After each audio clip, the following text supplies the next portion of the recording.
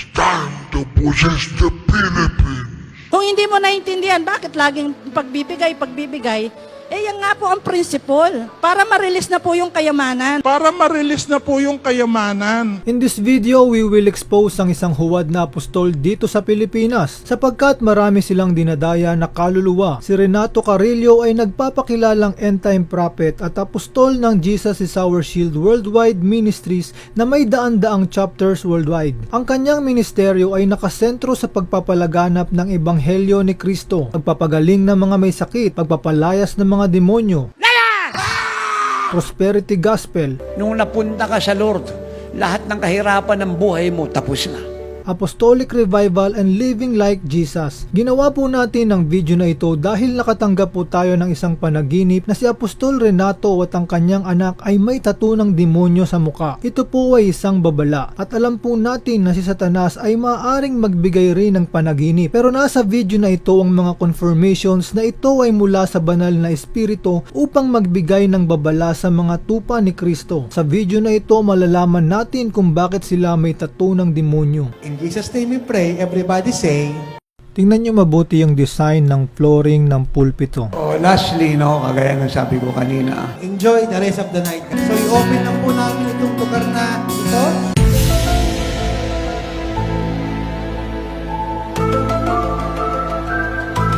Ito yung image na nasa pulpito ng Jesus is Our Shield. Hindi naman si Jesus to, butiki ito eh. Sino ka? Sino ka?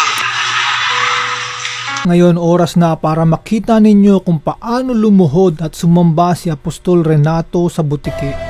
Hindi naman si Jesus to, butiki ito eh. Hindi naman si Jesus to, butiki ito eh. Hindi naman si Jesus to, butiki ito eh. Butiki ito eh. Revelation 16:13. At nakita kong lumalabas sa bunganga ng dragon at ng halimaw at ng huwad na propeta ang tatlong karumal-dumal na espiritong mukhang palaka. Ang mga ito'y mga espiritu ng mga demonyong gumagawa ng mga kababalaghan. Sinabi ng Panginoong Yesus na isa sa mga tanda ng kawakasan ay maglalabasan ang mga huwad na Kristo I am now the owner of the earth. at ang mga bulaang propeta. Bishop Clarence McLennan is with me. I want as many of you as can to get a $500 seat. Pastor Dan Willis, That right now you're to pick up the phone and sow a $1,000 seed. James Payne, I believe God's speaking to people to plant $1,000 seed. Grab a seed of 1,000. And even when God puts on your heart to even sow a seed right now online or something. Sabi mo, yak, ikaw nag-offering, ang liit ng offering, kaya naman, ikaw ba yung nag-offering na yon? At sila ay magpapakita ng mga milagro at mga kababalaghan upang iligaw pati ang mga hinirang.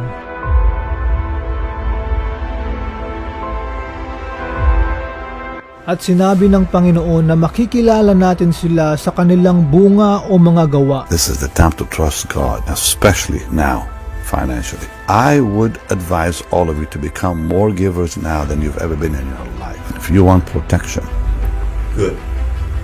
Because this is the time to sow.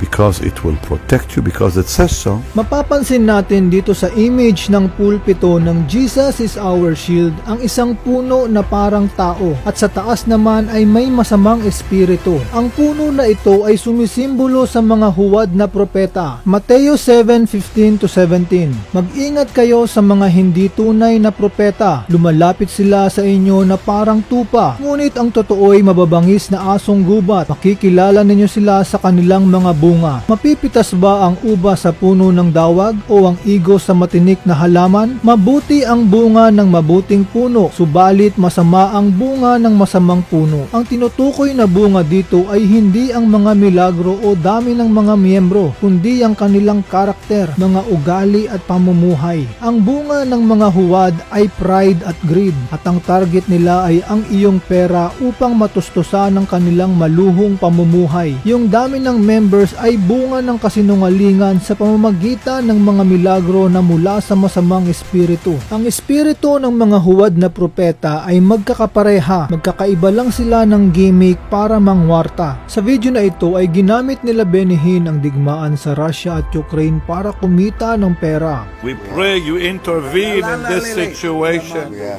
in this war between Russia and the Ukraine, Lord. I would advise all of you to become more givers now than you've ever been in your life. If you want protection, Iba naman ang style ni Apostol Renato. Gumamit siya ng project na dwelling place. At hindi ko pwedeng sabihin na higit po ang pag-ibig ng Israelita sa pag-ibig natin sa Lord. Yun po ang mandato natin. Kaya lahat po yung magbibigay. Magkuwata po tayo. Kada chapter is po 100,000 pataas. At yun naman pong well-to-do, you can give 500,000, 1 million, 2 million, 3 million, 4 million, 5 million. Kung gusto niyo kayo na pong sumagot ng 10 million. Walang problema magbigay kung ito'y para talaga sa gawain ng Diyos. Pero kung makikita natin yung mga leaders na naka-Gucci, Louis Vuitton, Chanel, Fendi, mga mamahaling damit, alahas, belt, sapatos, there is something wrong dahil sinasabi ng Biblia sa 1 Peter 3 verse 3 to 4, ang inyong ganda ay huwag maging panlabas tulad ng pag-aayos ng buhok at pagsusuot ng mga gintong alahas at mamahaling damit. Sa halip, pagyamanin ninyo ang kagandahang nakatago sa puso, ang kagandahang walang kupas na likha ng maamo at mapayapang diwa na lubhang mahalaga sa mata ng Diyos. Kabaliktaran ang ginagawa nila sa sinasabi ng salita ng Diyos. Kaya kung sinusuot natin itong mga luxurious na mga bagay, this is a sign ng pride of life. 1 John 2:15 to 16. Do not love the world or the things in the world. If anyone loves the world, the love of the Father is not in him. For all that is in the world, the lust of the flesh, the lust of the eyes, and the pride of life is not of the Father but is of the world. Itong mga luxurious na brand, this is pride of life. If we really have the Holy Spirit, dapat alam natin na itong mga luxurious brand na ito, ang mga makeup, kulay ng buhok, kulay ng kuko, mga high heels ay hindi sa Panginoon kundi sa sanlibutan. Lahat ng ito ay vanity. Kaya ang tawag sa makeup kit ay vanity case dahil ito ay walang kabuluhan. Ngayon ipapakita ko naman sa inyo kung gaano karami ang offering sa Jesus is Our Shield. Tithes and offering, New TV, TV and radio, mission travel, mission of love, thank you offering, God's dwelling place, apostle love gift, prophetess love gift, fasting offering, venue and building, tracts offering at marami pang iba. So yung kakabigay po natin ng ating mga ikapo at mga handog at marami pang bigayan, sunod-sunod na bigayan, walang tigil na bigayan, amen, ayan po ang susi para po yung ating mga biyaya na ipinagkatiwala ng Diyos sa atin is dumami. Kasi yun po ang tinakda ng Diyos sa atin kung bakit walang tigil yung mga bigayan, sunod-sunod na bigayan, kabibigay mo lang, may pagbibigay na naman. Amen? Kasi yan po ang paraan ng Diyos para yung tinatangkilik natin is dumami. Para yung tinatangkilik natin is dumami.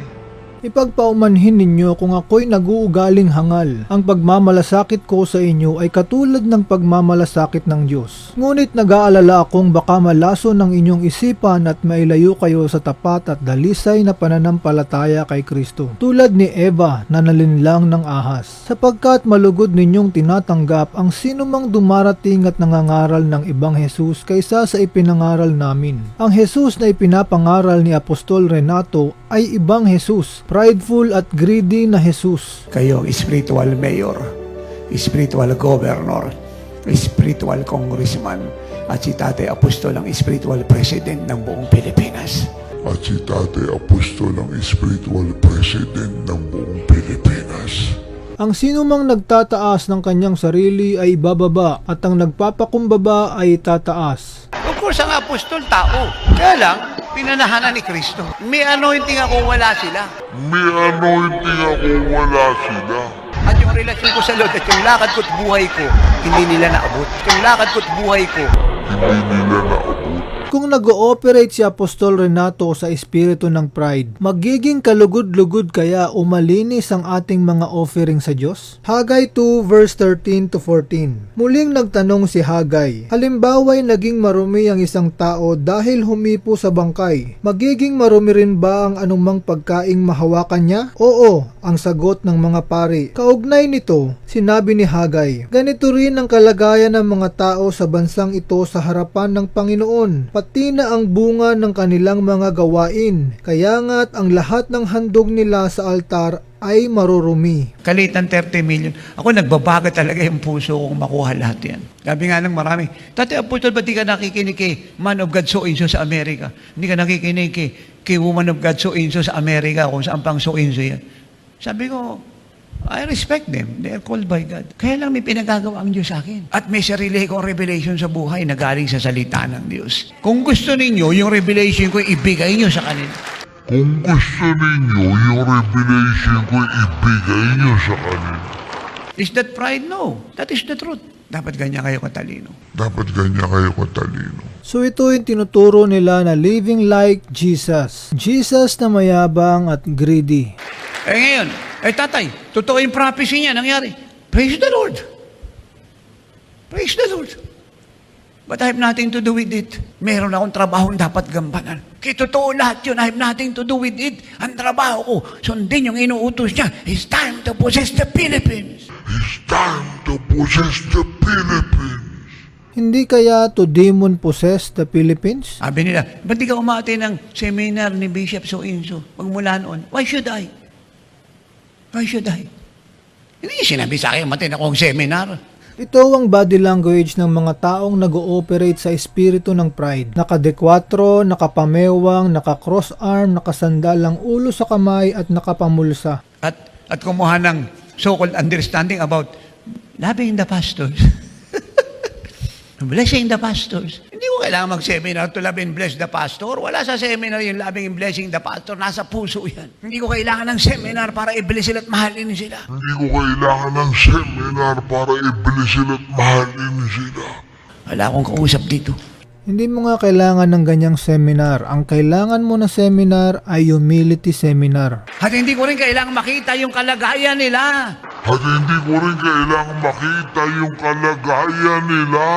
Sapagkat matagal na nating alam ang katotohanan, pag wala ka sa living lives, lagi kang kulang. It's time to possess the Philippines. Bakit ko po ginagawa ito? Dahil ba hindi ko kayo mahal? Alam ng Diyos kung gaano ko kayo kamahal. Ngunit patuloy kong gagawin ang ginagawa ko ngayon upang huwag magkaroon ng katwiran ang mga namamalita na ang paglilingkod nila ay tulad ng aming ginagawa. Hindi sila tunay na apostol, kundi mga nandaraya lamang at nagkukunwaring mga apostol ni Kristo. Hindi ito dapat pagtakhan sapagkat si Satanas man ay maaring magkunwaring anghel ng liwanag. Kaya hindi katakataka na magkunwaring lingkod ng katwiran ang kanyang mga lingkod. Ang kanilang kahihinatnan ay ayon lamang sa kanilang mga gawa. At nung itong last na pag-aayon ko po, sabi ng Diyos sa akin, anak, ilalabas ko yung mga mayayamang nasa iba't ibang fellowship na hindi napakinabangan ng Diyos yung mga pera nila sa ibang fellowship.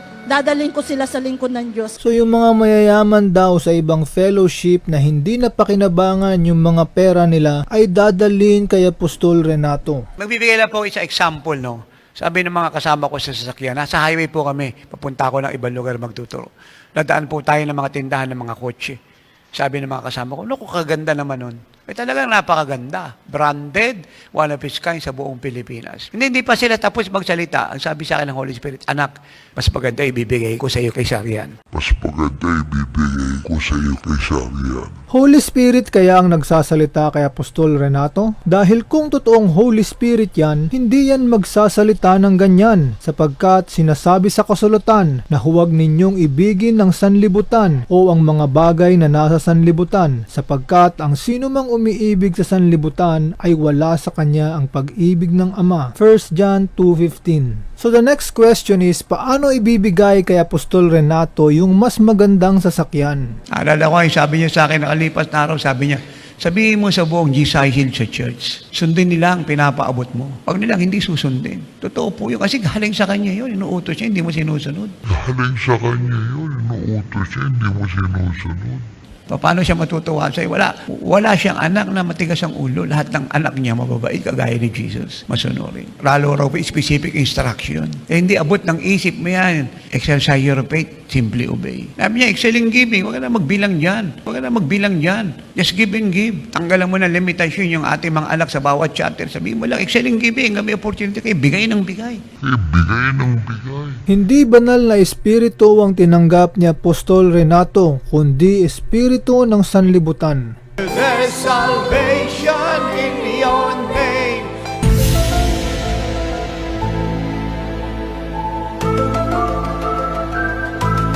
Ito yung mga espiritu na nasa pulpito ni Apostol Renato.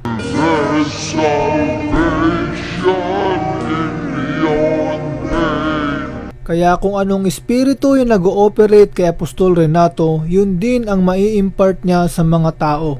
We are the most blessed, wealthy, glorious, powerful. Revelation 3:17. Sinasabi mo, ako'y mayaman, sagana sa lahat ng bagay at wala nang kailangan pa. Ngunit hindi mo nalalamang ikaw ay kawawa, kahabag-habag, mahirap, bulag at hubad. Kaya nga ipinapayo kong bumili ka sa akin ng purong ginto upang ikaw ay maging tunay na mayaman. Bumili ka rin sa akin ng puting damit upang matakpan ang nakakahiya mong kahubaran at ng gamot na ipapahid sa iyong mata upang ikaw ay makakita.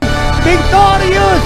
Living like this rapture generation! Ito yung message ng isang member ng Jesus is Our Shield. Sabi niya, pangako sa atin ng Diyos yan, Brad, na pag mag-serve ka sa Kanya, sa ayaw at sa gusto mo, yayaman ka talaga. Kasi ang Lord mismo ang may gusto noon. Saan mo mababasa sa Biblia na mga lingkod niya mahirap? Revelation 2 verse 8-9. Isulat mo sa anghel ng iglesia sa Esmirna, ito ang ipinapasabi sa iyo ng simula at wakas, ang namatay at muling nabuhay. Nalalaman ko ang mga kapighatian na dinaranas mo. Alam kong mahirap ka, ngunit ang totoo ay mayaman ka. Sabi ng maraming pastor, kahit 10 piso lang ibigay mo, okay sa Diyos yan. Kahit 20 pesos, kasi ang tinitingnan naman niya yung puso. Alam niyo po, yung ganyan pong pangangaral, at pagpapaabot. Mahal ko po ang mga bishop at mga pastor, pero kung yan po ang tinuturo nila, palagay ko po mag-resign na lang silang lahat sa pulpito.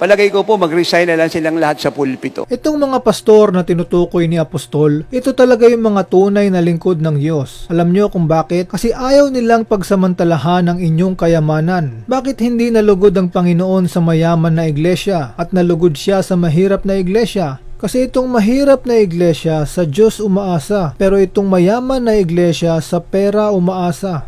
Pero meron pa ako isang malaking kabigatan sa puso. O ngayon magtatanong kung ano yon. Yan ay patungkol sa inyo pong pagkakaloob. At ang walang tigil pong gastos na kung atin pong iisipin, maaaring ang mga biyahe natin ay hindi tuloy-tuloy. Kaya yan ang ating kabigatan.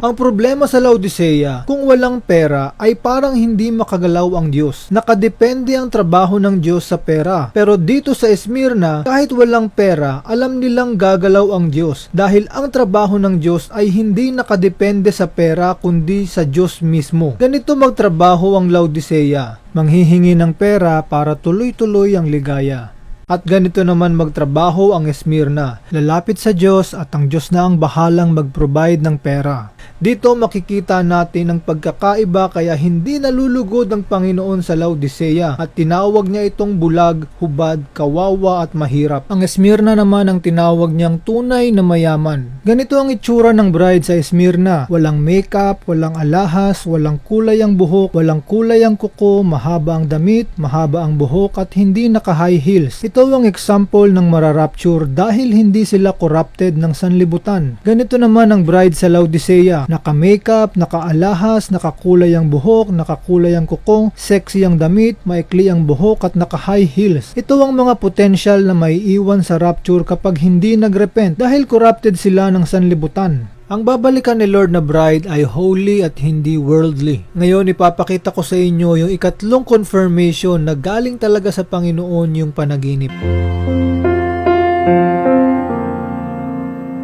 Ito yung 40th wedding anniversary nila Apostol Renato. Sa unang tingin ay parang wala lang. Pero kung titingnan mong mabuti, makikita mo yung demonic image.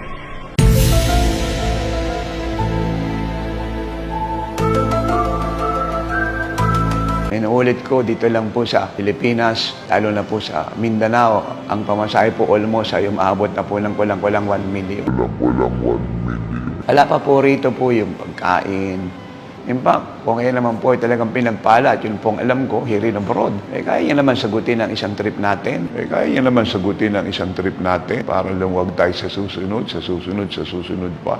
Ito yung dahilan kung bakit binigay ng Panginoon yung panaginip na may tato ng demonyo sa mukha si Apostol Renato at yung anak niya upang magbigay sa atin ng babala para sa mga tao na magbibigay ng pera dito sa huwad na apostol. Beloved, believe not every spirit, but try the spirits whether they are of God, because many false prophets are gone out into the world. Every tree that bringeth not forth good fruit is hewn down and cast into the fire. Wherefore by their fruits ye shall know them.